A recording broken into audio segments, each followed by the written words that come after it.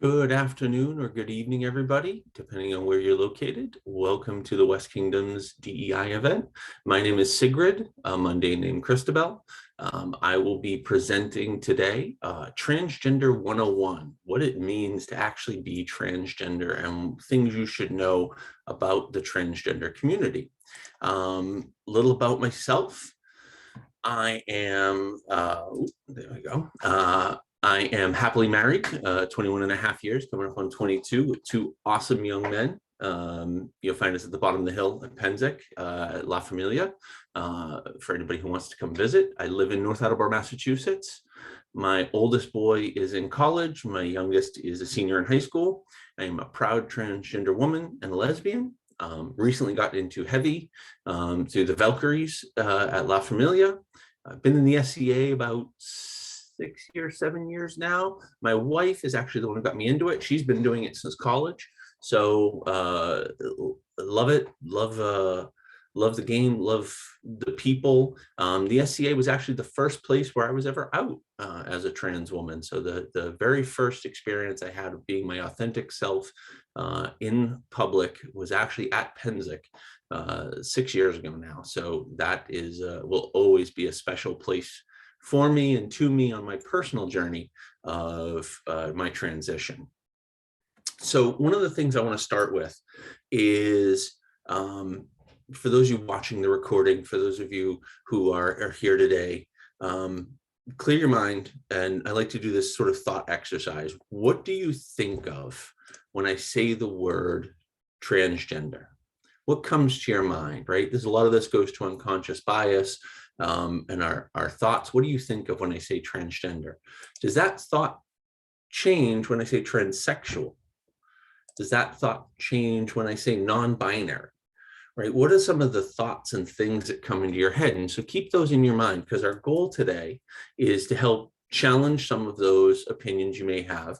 The first transphobe I had to deal with was myself, right? And my own unconscious bias growing up in the city of Boston, and what I was exposed to and what I thought of when I thought of transgender people. And no, that can't be me, because the visual I have in my head is not the visual I have of myself. Yes, I am a woman, but that's not me. And so this whole struggle took 38 years before I was able to deal with it. But that unconscious bias was what I had to come across, what I had to deal with in myself before I could be my authentic self. So let's do a little terminology level set. Transgender is a term that's used to describe people whose gender identity differs from the sex they were assigned at birth, whatever that may be. So you'll hear us use terminology like AFAB and AMAB, assigned female at birth, assigned male at birth, right? I was AMAB, I was assigned male at birth, but I am a transgender woman. I am a woman, identify as a woman, I use female pronouns. There are people who are in the non-binary. They don't either feel truly as a man or a woman. Sometimes they feel like both. Sometimes they feel like neither. All of this is perfectly okay and falls under that umbrella term of transgender, right? So all sorts of different identities can fall under that terminology. The one thing I will say is be careful with two-spirit. There is, especially with Indigenous populations, right? That is a very touchy subject currently within the trans community, right? And not wanting to appropriate culture from some Indigenous cultures. So how do we explain this to people? Well, we've come up with something called the Gender Unicorn. It was designed by some really awesome people who, it's a tool we use to help people understand what we mean when we talk about transgender people. So there's gender identity, how you identify, right? How you feel inside and how you feel you are. Gender expression, how you express yourself to the outside world, right? My gender identity for a very long time was feminine, was female, but my gender expression continued to be male for safety reasons and for societal reasons or for family reasons. I didn't necessarily come out as early as I wanted to. My presentation is now feminine, but that was a sliding scale over time versus what assigned sex you were at birth. And these are all very separate from who you're attracted to. I am attracted to women. So as a female identifying person, I identify as a lesbian because that is, I am a woman attracted to other women. So understand all of this is on a sliding scale. Nothing is absolute.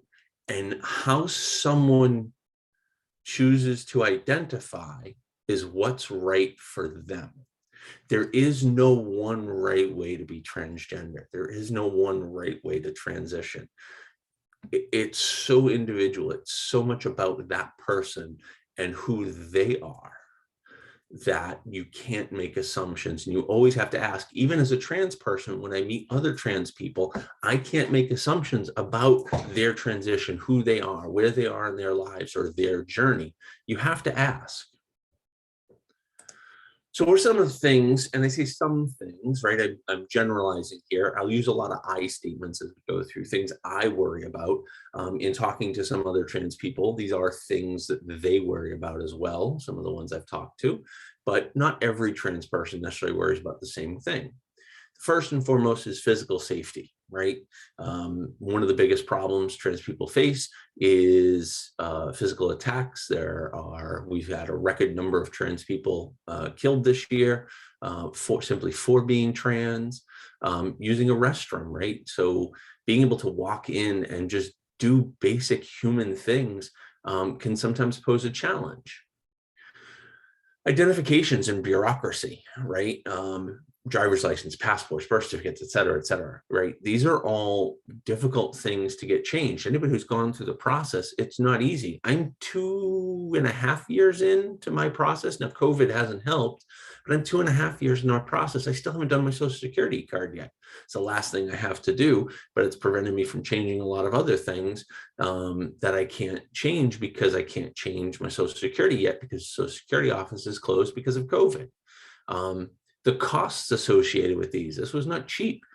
Changing my name, changing my driver's license, changing my passport and birth certificate, these all cost money. And so there can be a financial barrier to doing these. Clothing, shopping for and wearing clothing that you feel comfortable in. I often joke, I am 6'7". I had trouble finding clothing before the transition. Imagine now. It is extraordinarily difficult. Shopping for clothing was difficult. Again, I'm 6'7". I do not, I'll use another term here, pass. Passing is a terminology we use for a trans person who can pass as cisgender or as the gender they identify with. And so people won't necessarily know they're transgender. I don't pass, being my height. So shopping in the women's sections of stores or going out and trying on clothing was always difficult.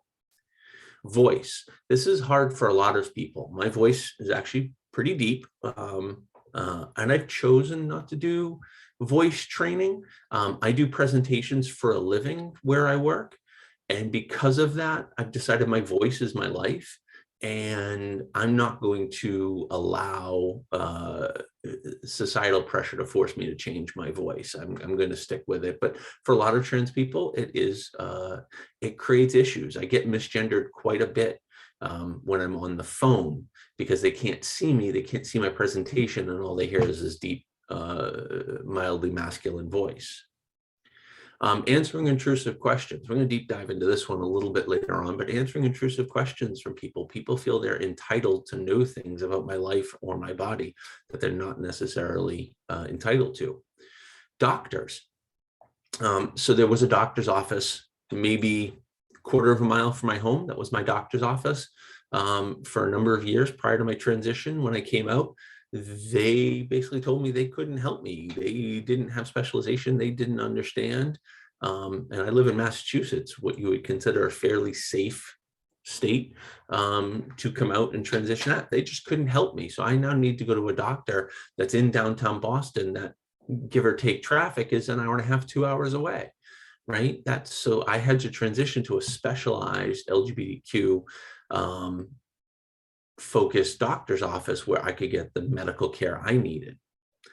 Social norms, what's expected of me, what's expected of me as a woman now in society, what's expected of a man. Goodness help if you're non-binary, right? What social norms are you expected to follow depending on your presentation at any given point? These norms are a burden.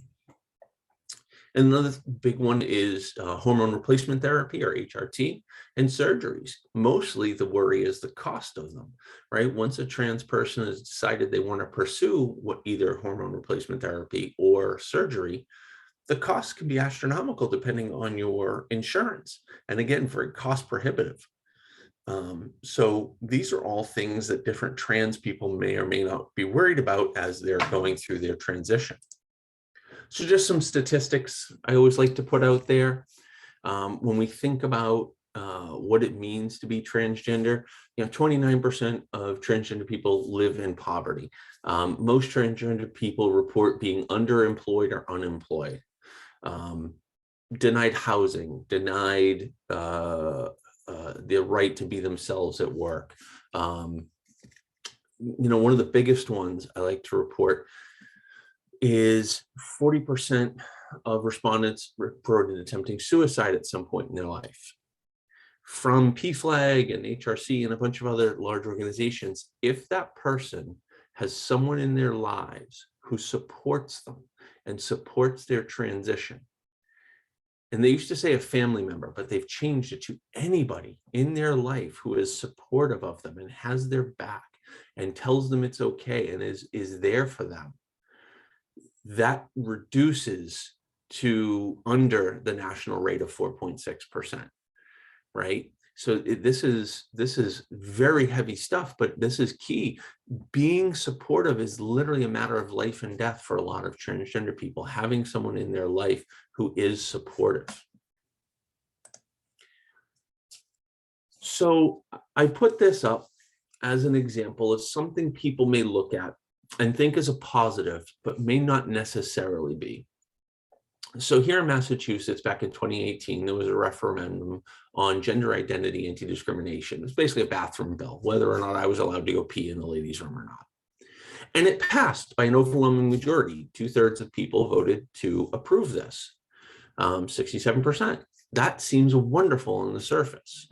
As a trans person, what I can tell you when I look at this number, what I see, if I walk into a room with 100 people, statistically, 32 of them aren't going to like me and aren't going to think I should have rights, right? And that's staggering. So when you think about it, 1/3 of the people inside of the state of Massachusetts think I shouldn't have rights or I shouldn't have basic human dignity, right? And so this is something that plays on my mind quite often. So I walk into a room with 10 people, I'm immediately playing the game of who in here hates me. Who in here doesn't have my back? Who in here thinks I'm disgusting? Who in here thinks I'm a pervert? Like, I'm now playing that game of there's somebody in here who doesn't. Who is it? And so you never truly feel safe. You never truly feel relaxed. You always kind of have your head on a swivel just for your own protection. So some do's and don'ts and some thoughts around what it means to be transgender. If you don't know what pronouns to use for someone, listen, ask, right? These are okay. No one's ever going to get upset if you say, excuse me, what pronouns can I use for you? What pronouns should I use for you, right? Try not to put the burden on them. Try and listen. Use gender neutral ones to start with everybody you meet until they're able to identify themselves. You're able to hear other people around you use the correct ones for them, but never be afraid to ask. And this, I cannot stress enough. If you make a mistake, if you use the wrong pronouns, correct it quickly and move on. Do not make a big deal about it. Do not flagellate yourself in front of that person. Drawing more attention to it only is going to make it hurt worse. You have hurt them, right? I can tell you every time someone misgenders me, it hurts. And it doesn't matter if it's an accident, not an accident, doesn't matter. It hurts and it upsets me. What upsets me more is if they flagellate themselves before me and say, oh my God, I'm so sorry, you know, I'm an ally, please forgive me, I didn't mean to, I'm now you've just made it worse. Hey, sorry about that, and then move on. That's it, done. Let it rest, right? Do not make a big deal about it, because that just hurts the person further. Don't ask a transgender person what their real name is, right? Whatever name they used before they transitioned, often referred to as a dead name, right? And hopefully that terminology belays how trans people usually feel about that name or that identity. Don't use their dead name. Don't ask them what their real name is. Don't ask them to share photos from before. Similarly, don't share photos without their permission from before. If you have a photo taken with a person before they transitioned, some trans people aren't okay with that. It took me years before I could look at my wedding album again after I transitioned. A day that I hold in great esteem and one of the greatest days of my life. It took me years before I could look at that again without getting upset. So understand you want to be careful of that, and you want to be sensitive to that. Respect whatever terminology that person uses and how they describe themselves. Don't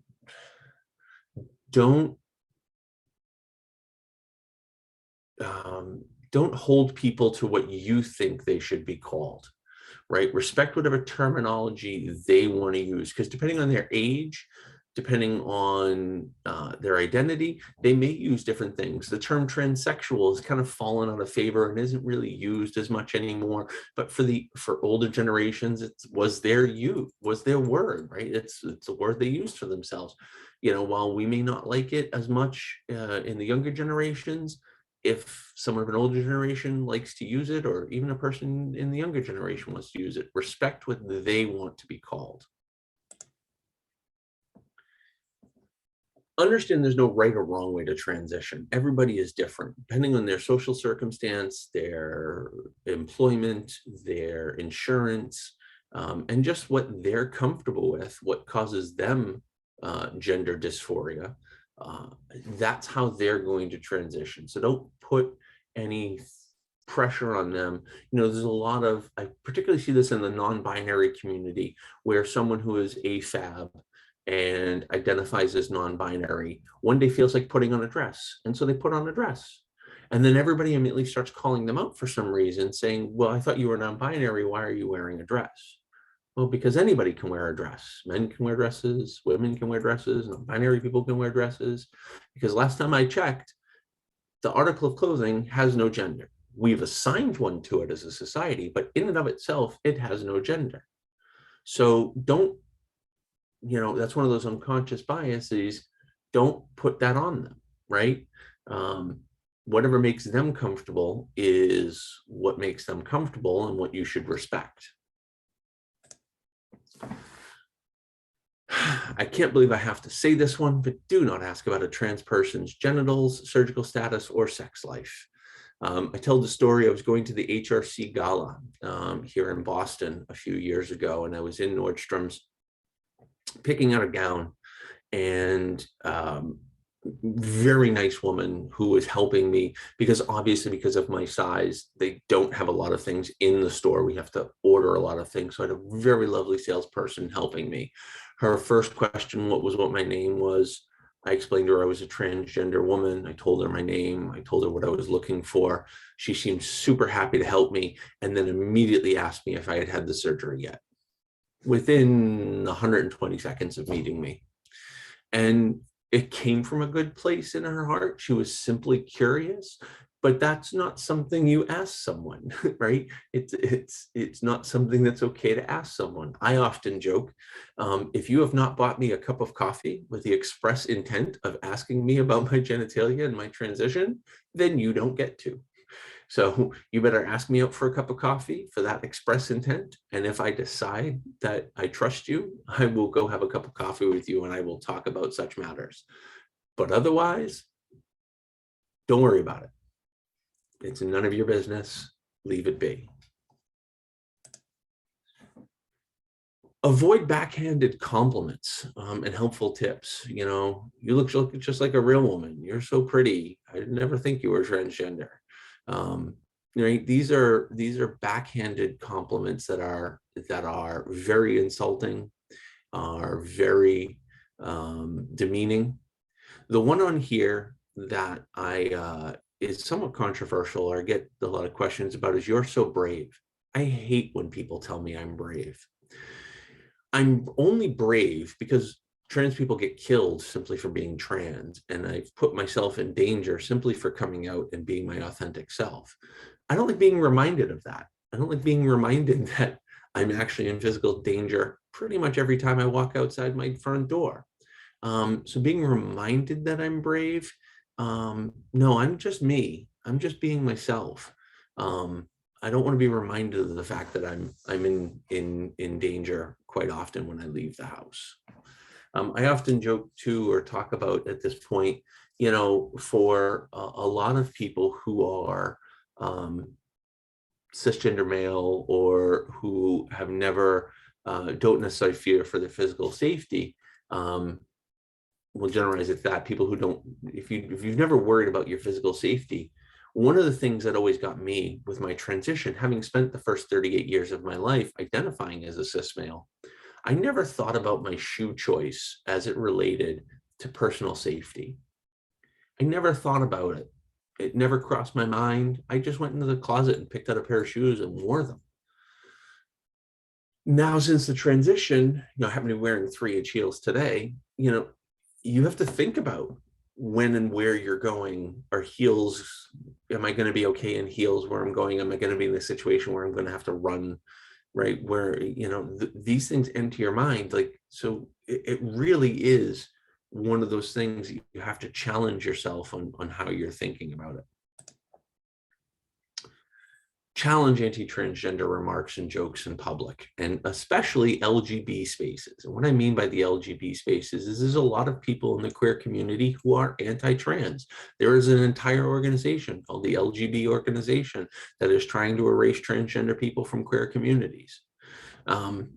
So when you hear anti-queer or anti-LGBTQ jokes or anti-transgender jokes or comments, please challenge them. And the reason, as an ally or as someone in the community, that I need you to challenge them is I hear them 20 times a day. And I don't have the energy or mental capacity to challenge every time someone misgenders me, every time someone makes an anti-trans comment or joke. I don't have the energy to do it all. So I need allies who are willing to do it with me and for me at times, so that I don't have to do it every time, that I don't have to be that champion at every moment. And sometimes I can just relax and let someone else handle it when someone has made an anti-transgender remark or an anti-queer remark. So definitely help your ally, right? Correcting someone else if they use the wrong pronouns for someone, so that person doesn't have to, right? Those are all things that are super helpful for me anyway, and talk to the queer or trans people in your life to see if they would appreciate you doing it for them. So let's take a minute and talk about sort of the state of our of the US. This will be a US centric sort of portion in the US as it relates to anti-transgender legislation. So right now in our country, there's actually a website you can go to, the legislative tracker for anti-transgender legislation, that will help you track in your state or in neighboring states the anti-trans legislation that may have been proposed, or anti-LGBTQ legislation that may have been proposed. When I first put this together, the numbers were pretty bad. Since the original time I delivered this particular presentation 2 years ago, the numbers have gone up, with over now 150 bills that have been introduced across the United States that are targeted at transgender people. This can be key when we're hosting events, because as people are crossing state lines, they may not be aware of certain laws in certain states, or they may be very aware of certain laws in certain states. Like, I'm very aware of all the states where my right to use the bathroom is in question right now, and I don't want to visit them, right? So understanding what the laws are and what the current temperature is where you're holding an event can make a big difference for people.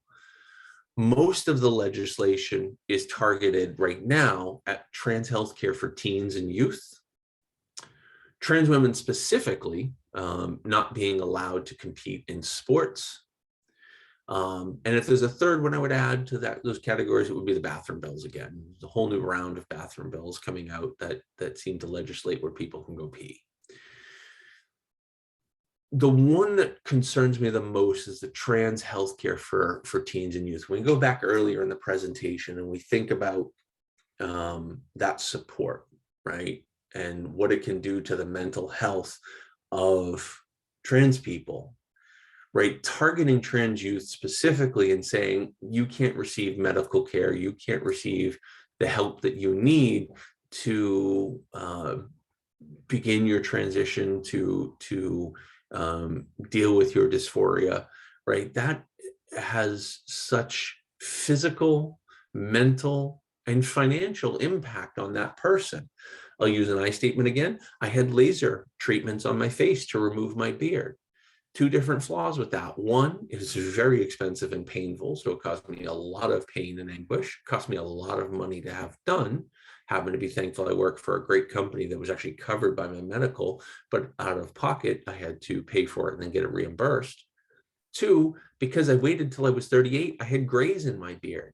And again, if you've never dealt with laser or laser hair removal, it deals with darker hair much better than light hair. And in fact, gray hair, it won't get rid of it all. So I still have to shave every day because I still have gray hairs on my neck.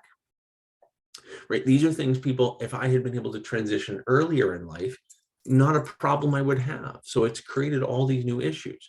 So this is one that I'm particularly passionate about, and say, if you want to help the trans people in your life, supporting groups like the Trans Law Center, the HRC, the ACLU, these are organizations that are combating these laws and helping to make sure they don't get passed to harm trans people, but particularly trans youth.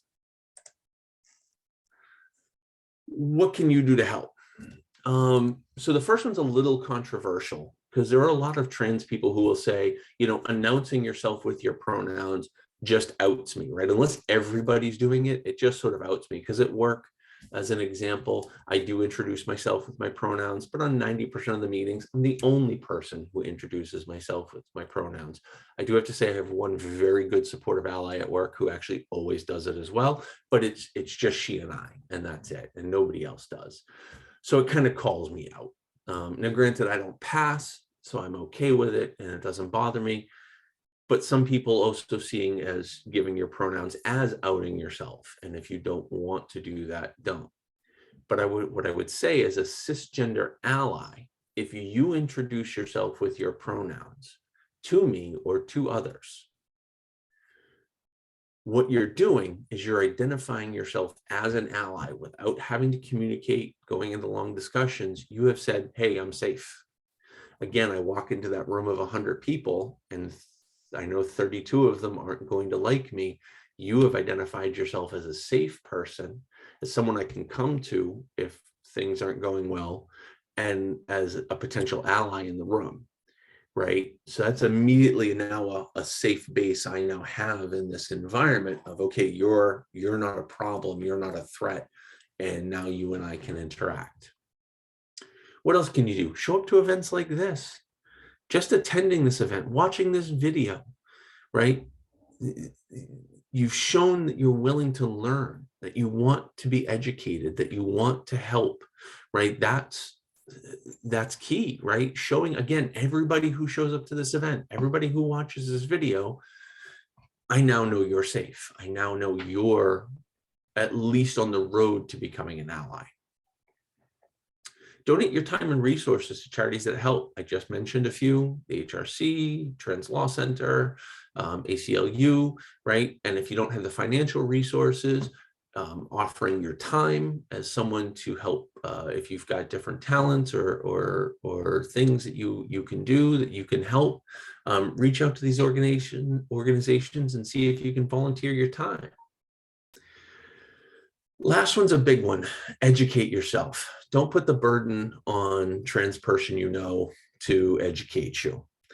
This actually goes for any minority or any subjugated group, right? Don't put the burden on them to educate you, right? We have the internet. We have modern technology. Go online, learn, read, watch videos. Don't put the burden on that community to teach you about how to help them.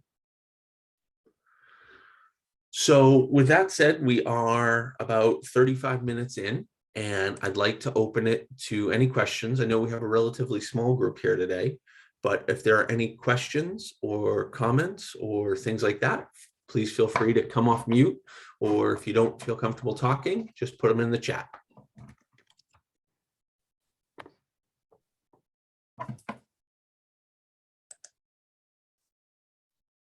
Hello. Hello. So a lot of the questions, I just have a few. I just get a lot that come out. The one I get the most when I do these presentations at work and when I do these presentations for groups is, what was the most difficult thing about my transition, right? What was the hardest part of my transition? And then recently, goodness bless the person who asked it, I finally had someone ask me a positive spin on that question. What was the best part of my transition? What was the best part of coming out? What was the best part of becoming my authentic self? And believe it or not, the answer to that is very similar to both of those questions. So I happen to be a parent. My kids actually call me Ta, which if anybody speaks Mandarin, you can correct me. But my understanding is that Ta is Mandarin for female or woman. So my boys rested on calling me Ta because we already have mom, and I don't want to usurp her role. That's our relationship in our place. So I'm Ta. But my boys were my biggest concern. The hardest part of my transition was the fear that my children would reject me, or the fear.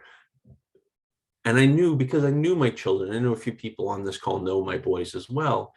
Once you know them, it wasn't a rational fear. They're very good kids. I knew they were going to accept me.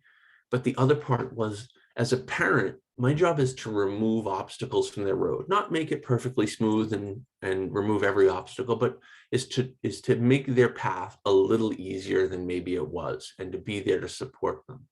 And the thought that something would happen to them that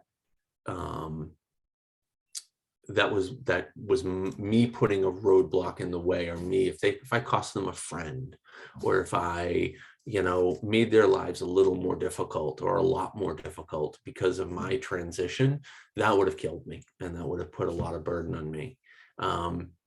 The most positive side of my transition actually comes out of that as well. My younger son, when I said that to him, because my boys are older, so we're able to have some more frank conversations. And when I said that to him, that was my biggest fear during my transition, he looked at me and said, "Do you honestly think I would be friends with anyone who didn't like you and didn't support who you were?" And of course, then I went and bought him a car and a pony because, bless his soul. But like, that was the most joyous part, right? Their embracing of me, and their embracing and my wife's embracing of who I am, and their support has been the greatest joy of the entire transition, and just how supportive they've been. And the jokes that we now tell, because I think I said this in another session earlier, humor is the love language in our family, particularly with my boys and I. And after my transition, I'm affectionately referred to as the big bitch of the house now, because of a lot of things. We call my car the transport, as I have the minivan for the family to drive people around, right? These are the jokes and the things that once they started cracking these, I knew everything was okay. I knew everything was going to be fine, and I knew we were going to be on the right path. So that's a great question I often get in these, which is, what was the best part and the worst part of the transition?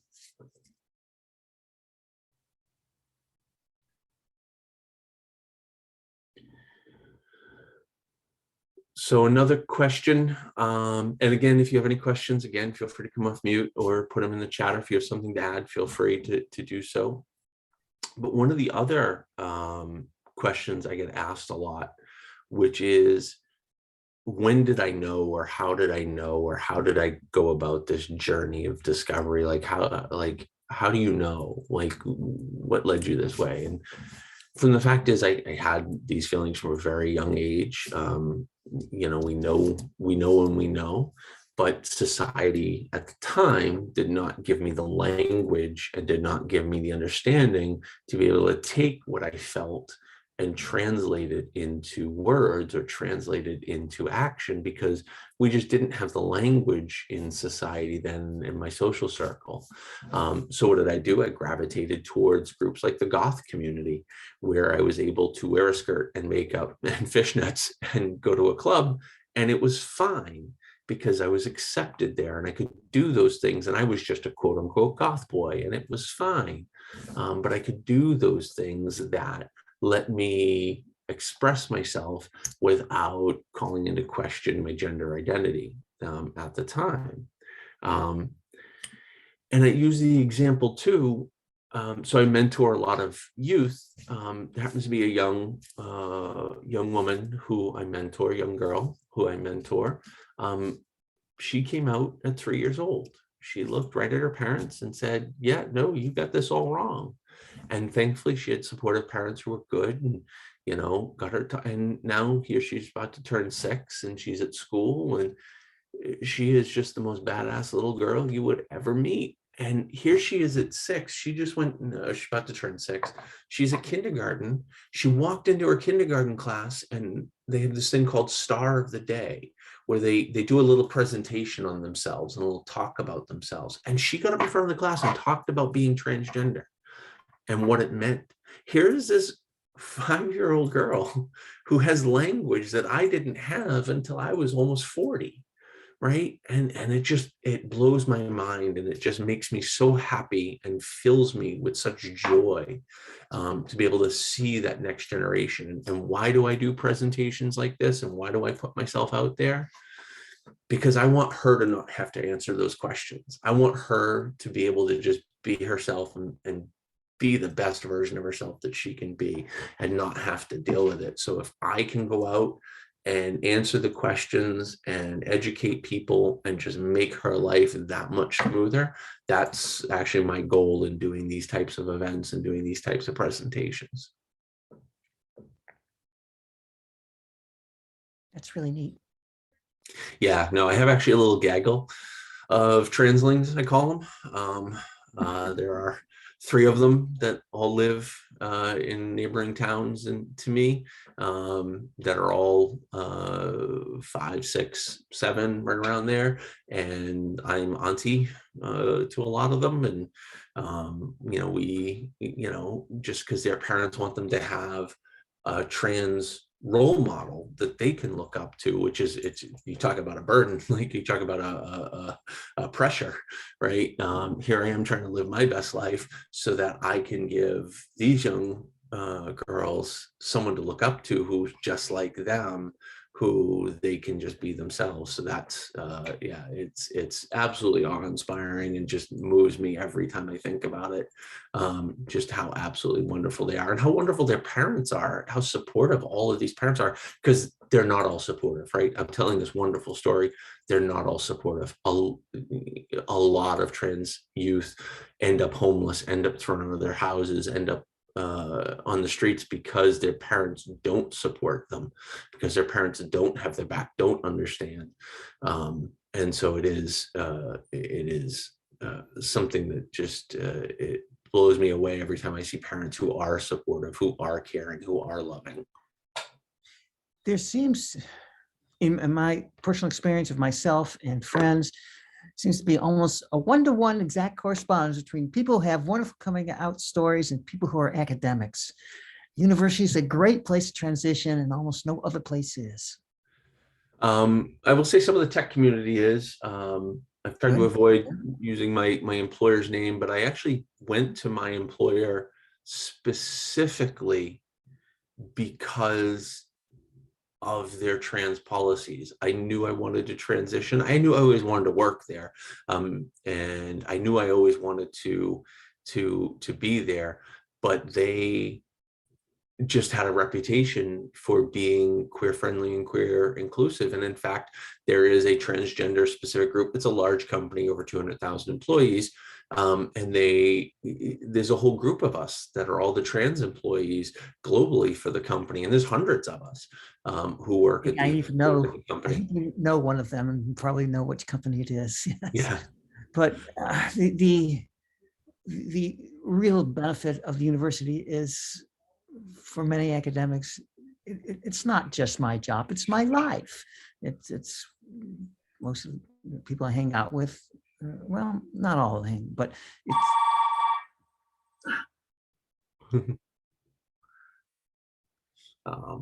So yeah, so it is having that safe place, having that safe space to transition.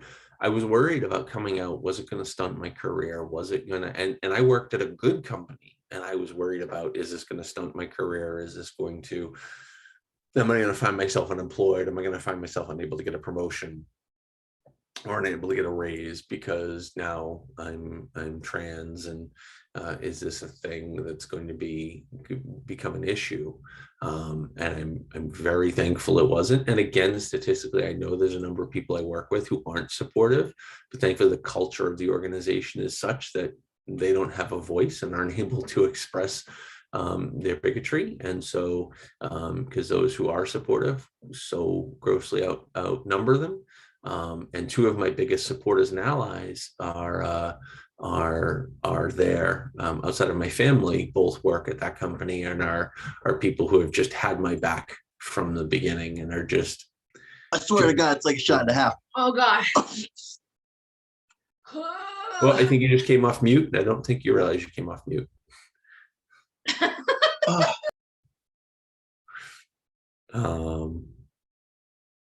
That was our cat. I apologize. No worries. Any other questions or things as we wind down? I have a question. There's a gentle in our group who's just beginning to transition, and I can't remember their pronouns in this very moment, but how can I support them on this journey? It's really amazing that they're willing to share, and we're not super close friends, but we're friends, and I want to be able to support them as they begin this really incredible journey in their world. The number one thing I would say when I'm asked this question, ask them. Simply ask them, what can I do to have your back right now? Where are you? Because where they're at in their journey may be very different. They may need to go shopping for clothes, and they may need a shopping buddy, right? Having my, goodness bless my wife, because I had to go, I had to pick out a wardrobe real quick because I went from being professional male presenting to professional female presenting very quickly. And so my transition at work, I had to pick out a whole new wardrobe in a matter of weeks to be able to go do professional presentations. And I didn't have 38 years of learning how to dress myself and learning what was acceptable in the workplace. And let's just put it out there, there's a lot more constraints for women in the workplace of what's appropriate, what's not. Old school thoughts, new school thoughts. A bare arm's okay. Are they not? All these things. Whereas before, I woke up and put on a pair of khakis and a button down, and I was done, right? And now I had all these new things I had to think about. And so, I needed a shopping buddy at one point. I needed someone to help me learn makeup. I needed someone to just be there for me sometimes and just listen. And so at different points, I had very different needs. And so just ask, what can I do? Hey, I really am super happy for you. What can I do right now? Where are you at right now where I can help you? Is it with clothes? Is it with picking out a name? Is it just being a sounding board for you? Whatever it may be, having a friend. I still, 6 years into my transition, I still take a buddy to go pee half the time. My wife will go with me when she can see I'm nervous, because I hate to say it, but sometimes that cisgender woman is my ticket into the female only space, because they're with me and they can kind of do that nod of, no, she's okay. And just having that support, and I shouldn't need that, I get it, but just having that support makes me so much more comfortable that I have that cisgender ally who has my back and does sort of invite me to those places. It looks like she had to drop off this call, but Nisa from West Kingdom, right, inviting me to the Turkish bath class she teaches at Penzik that is for women and female identifying people only. Being invited to that, I nearly cried. I actually think I did cry, right? Being invited to that type of event. When my friends at work invite me to there's a bunch of the women from the office were getting together and I got invited, right? I did break down and cry, right? It means so much to be included in that gender specific space when you feel like you want to be there, but you sometimes feel a little bit like an outsider. So those type of things are key, but the root of it all, ask them, right? Just straight up, hey, where are you in your journey? Where can I help? How can I support you right now? I can do that, definitely. And if it helps from a cis female, girls never go to the bathroom alone. So never feel bad about taking an ally with you, because frankly, that's where we get all our talking done. Absolutely. No, it is having those allies has just been so wonderful, having them work, having them in my personal life. It's just so wonderful. I'm here, Sigrid. It's Nisa. Hey, Nisa. I'm glad to hear that I made you feel very welcome. And yeah, you were not my first trans friend, but I wanted to make sure that if any of my trans friends who I knew outside of the SCA, I always asked my trans friends to how would I make my class seem more inclusive to people who are trans. And then it became more of people who were like, well, do we have to identify as female to be part of your class? And I'm like, if you say you're a woman at the moment that you come to my class and you're not a woman before or after, I don't care. You come to my class and you are welcome. It really is those moments, things like that. My whole family at Familia, right? Just being welcoming and being safe, and that being the first place I was out and being the first place I was able to be myself. Right, the SCA will always have a special place in my heart because of that. And so, yeah, no, it is key. So bless you and bless our family.